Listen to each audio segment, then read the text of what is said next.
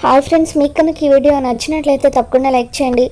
బాగి ముత్తైదులందరికీ warning ఇస్తూ ఉండడంతో ఆరు అక్కడ నుండి తప్పించుకొని బయటకు వచ్చేస్తుంది. ఇక లాన్లోకి వచ్చి గుప్తాతో మాట్లాడుతూ ఉంటుంది.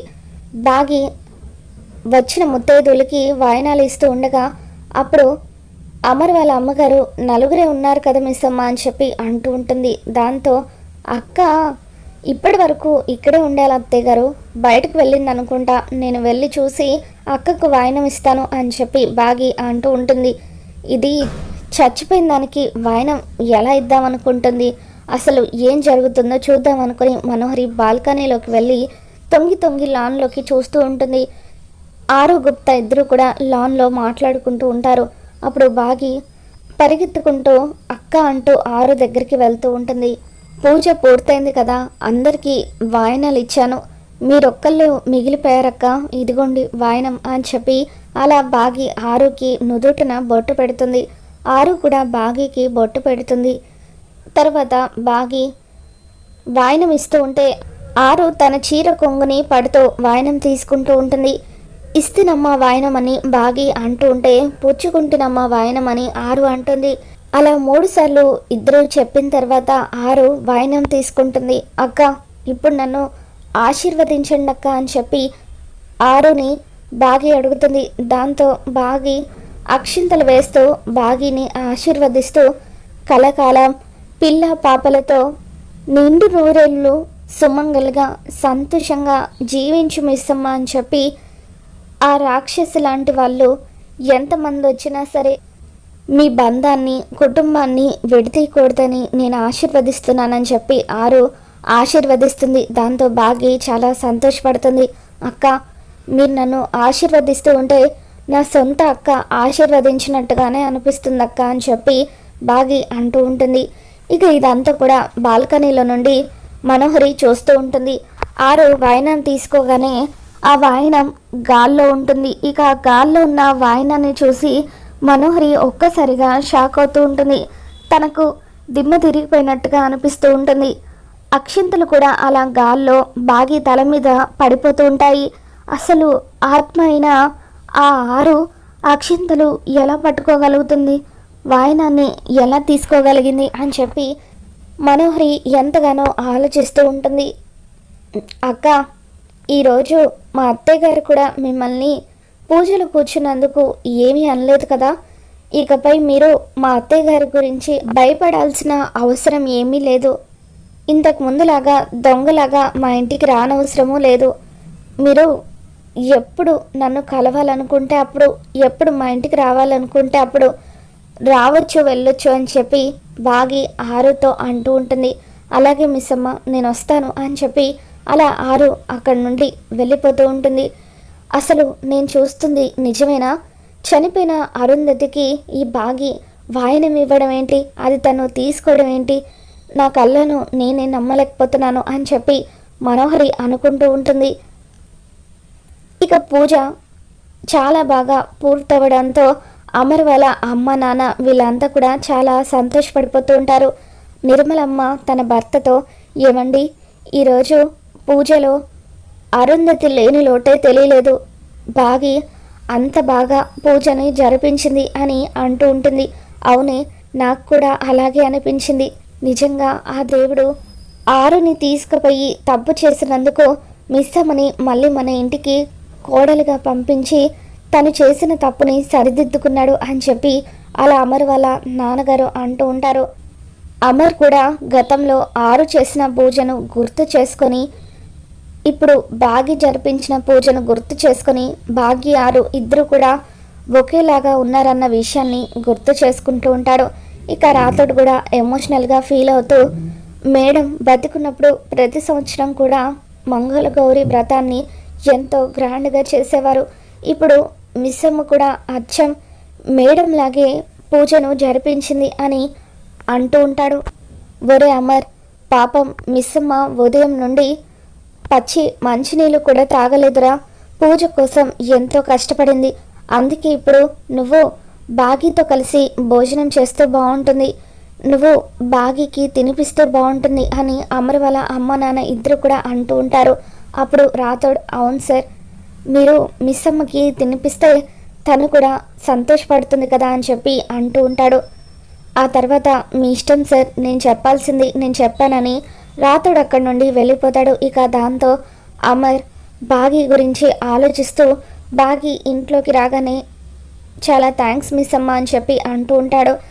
ఎందుకు మీరు నాకు థ్యాంక్స్ చెబుతున్నారని బాగి అంటుంది. ప్రతి సంవత్సరం కూడా నా ఆరు ఈ పూజను ఎంతో గ్రాండ్గా చేసేది. ఇప్పుడు ఆరు లేనందుకు తన స్థానంలో నువ్వుండి ఈ పూజను జరిపించావు కదా అని అమర్ అంటూ ఉంటాడు. అయ్యో, దానికి మీరు నాకెందుకు థ్యాంక్స్ చెబుతున్నారండి? అది నా బాధ్యత. అక్క లేని లోటు ఈ ఇంటికి తెలియకూడదు. చనిపోయిన అక్కను నేను ఎలాగో తీసుకురాలేను, కానీ తను లేని లోటు అంతో ఇంతో తీర్చాలి కదా. అందుకే అక్క బతికున్నప్పుడు ఏమేం చేసేదో అవన్నీ కూడా అత్తయ్య గారి ద్వారా తెలుసుకొని నేను చేయగలిగినవి చేస్తున్నాను అంతే అని చెప్పి బాగి అంటూ ఉంటుంది. ఇక ఆ తర్వాత అమర్, మిస్ అమ్మ నువ్వు భోజనం చేయలేదు కదా, రా ఇద్దరం కలిసి భోజనం చేద్దామని చెప్పి అలా బాగిని డైనింగ్ టేబుల్ దగ్గర కూర్చోమని చెబుతాడు. తనే ప్రేమగా ప్లేట్లో వడ్డిస్తూ ఉంటాడు. అమర్ తనని అంత ప్రేమగా చూసుకుంటూ ఉండడంతో బాగి చాలా సంతోషపడిపోతూ ఉంటుంది. ఇక చాలండి అని బాగి మీరు కూడా వడ్డించుకోండి అని అంటూ ఉంటే, నేను తర్వాత తింటానులే మిస్ అమ్మ, ముందు నువ్వు తిను, ఉదయం నుండి నువ్వు ఏమీ తినలేదాట కదా అని చెప్పి అలా అమర్ ప్రేమగా బాగికి తినిపిస్తూ ఉంటే బాగి కళ్ళల్లో నుండి నీళ్ళు వస్తూ ఉంటాయి. అమర్ బాగికి తినిపించడం చూసి అమర్ వాళ్ళ అమ్మ నాన్న ఇద్దరు కూడా చాలా సంతోషపడిపోతూ ఉంటారు. వస్తే మనం అక్కడికి వెళ్తే వాడు మొహమాట పడతాడు, అందుకే మనం అక్కడికి వెళ్ళొద్దు పద అని చెప్పి ఇక అలా సదాశివం గారు నిర్మలమ్మని పక్కకు తీసుకొని వెళ్తారు. ఇక మనోహరి గదిలో నుండి బయటకు వచ్చేసరికి అమర్ బాగీకి తినిపించడం కనిపిస్తుంది. అది చూసిన మనోహరికి ఒళ్ళు మండిపోతూ ఉంటుంది. మీ ఇద్దరిని ఇలా చూసిన ప్రతిసారి నేను ఈ ఇంటికి శాశ్వతంగా దూరం అయిపోయినట్టుగా నాకు అనిపిస్తుంది. ఏదో ఒకటి చేయాలి, మీ ఇద్దరిని విడగొట్టాలి అని మనోహరి అనుకుంటూ ఉంటుంది. మరోవైపు ఆరు గుప్తాతో, గుప్తా గారు ఈరోజు నేను వస్తువుల్ని తాకగలను కదా, అందుకే నాకు ఒక పని చేయాలనిపిస్తుంది గుప్తా గారు అని అంటూ ఉంటుంది. ఏంటి బాలిక అది? మళ్ళీ నాకు తలనొప్పి తీసుకొచ్చే పని ఏం చేయాలనుకుంటున్నావని గుప్తా అంటూ ఉంటాడు. మరేం లేదు గుప్తా గారు, నాకెప్పుడు కూడా ఇలా వస్తువుల్ని మనుషుల్ని తాకే శక్తి రాదు కదా, అందుకే నాకు ఒక్క పని చేయాలనిపిస్తుంది. నా కుటుంబాన్ని ఇంతలా బాధ పెడుతున్న ఆ మనోహరిని ఒక్కసారి చెంపదెబ్బ కొట్టాలనిపిస్తుంది. ప్లీజ్ గుప్తా గారు, ఒక్కసారి నేను ఆ పని చేసొస్తాను అని ఆరు అంటూ ఉంటే, వద్దు బాలిక, ఇప్పటి వరకు నువ్వు చేసినవన్నీ చాలు. ఆ జగన్మాత నీకు శక్తిని ప్రసాదించింది పూజ చేయడం కోసం మాత్రమే, వేరే పనులు చేయడానికి కాదు అని గుప్తా అంటూ ఉంటాడు. ఇకప్పుడు ఆరు, ప్లీజ్ గుప్తా గారు, ఈ ఒక్కసారికి నాకు అవకాశం ఇవ్వండి, ఒకే ఒక్కసారి మనోహరిని చెంపదెబ్బ కొట్టి వస్తాను అని ఆరు అంటూ ఉంటే, అబ్బా బాలిక, నేను చెప్పినా కూడా నువ్వు నా మాట వినవు కదా, సరే అలాగే, కానీ జాగ్రత్త బాలిక, ఈసారి మాత్రం నాకు ఎటువంటి తలనొప్పి తీసుకురావద్దు అని చెప్పి గుప్తా అంటూ ఉంటాడు. దాంతో ఆరు, తప్పకుండా గుప్తా గారు, నేను చూసుకుంటాను కదా అని చెప్పి గదిలో ఉన్న మనోహరి దగ్గరికి వస్తుంది. ఇక అలా మనోహరి ఒక చోట కూర్చొని, ఓసే ఆరు, చచ్చిన తర్వాత కూడా నాకు మనశ్శాంతి లేకుండా చేస్తున్నావు, అసలు నువ్వు వాయనం తీసుకోవడం ఏంటి అని చెప్పి అలా ఆలోచిస్తూ ఉంటే అప్పుడే ఆరు అక్కడికి వస్తుంది. ఇక మనోహరిని ఒక్కసారిగా చెంప దెబ్బ కొడుతుంది. ఇది నన్ను చంపేసి నా వాళ్ళ నుండి నన్ను దూరం చేసినందుకు, ఈ చెంప దెబ్బ మిస్ అమ్మని బాధ పెట్టినందుకు, ఈ చెంప దెబ్బ నా భర్తని పెళ్లి చేసుకోవాలనుకున్నందుకు అని చెప్పి ఇక అలా మనోహరిని ఆరు చెంప దెబ్బలు కొడుతూ ఉంటుంది.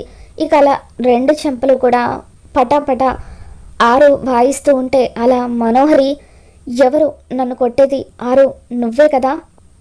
ఏయ్, ఎక్కడున్నావే నువ్వు? నా సంగతి నీకు తెలీదు, నన్నే కొడతావా అని చెప్పి అలా ఆరుతో మనోహరి అంటూ ఉంటుంది. ఇక అప్పుడు ఆరు, నేను నీకు కనిపించను కదా, నువ్వు నన్ను ఏమీ చేయలేవే, ఇదే నాకు ఛాన్స్ అని చెప్పి ఇక అలా రెండు చెంపలు కూడా మనోహరిని వాయిస్తూ ఉంటుంది. ఇక ఆ తర్వాత ఆరు సంతోషంగా అక్కడి నుండి వచ్చేస్తుంది. గుప్తా గారు, ఈరోజు నాకు ఎంత ఆనందంగా ఉందో తెలుసా, మనోహరి 2 చెంపలు వాయించి వచ్చేసాను అని అంటూ ఉంటుంది. ఇక అలా మనోహరి అరుపులు విని బాగి పైకి వస్తుంది. ఏంటి మనోహరి గారు, గదిలో నుండి ఏవో శబ్దాలు వినిపించాయి అని అంటూ ఉంటే, శబ్దాలా, ఏం లేవు అని చెప్పి మనోహరి అంటూ ఉంటుంది. మీ 2 చెంపలేంటి అలా బూరెలు ఉబ్బినట్టుగా ఉబ్బిపోయాయి, ఎవరైనా కొట్టారా అని చెప్పి అలా అంటూ ఉంటే, నన్నెవరు కొడతారు, ఎవరు కొట్టలేదు, అయినా నన్ను కొట్టేంత ధైర్యం ఎవరికుందని చెప్పి అలా మనోహరి, ముందు నువ్వు బయటకు వెళ్ళు, నేను రెస్ట్ తీసుకోవాలి, ఉదయం నుండి పూజలో కూర్చొని బాగా అలసిపోయానని చెప్పి ఇక అలా బాగిని గదిలో నుండి బయటకు పంపించేస్తుంది. మొత్తానికి 6 అయితే అలా మనోహరిని ఒక ఆట ఆడుకుంటుంది.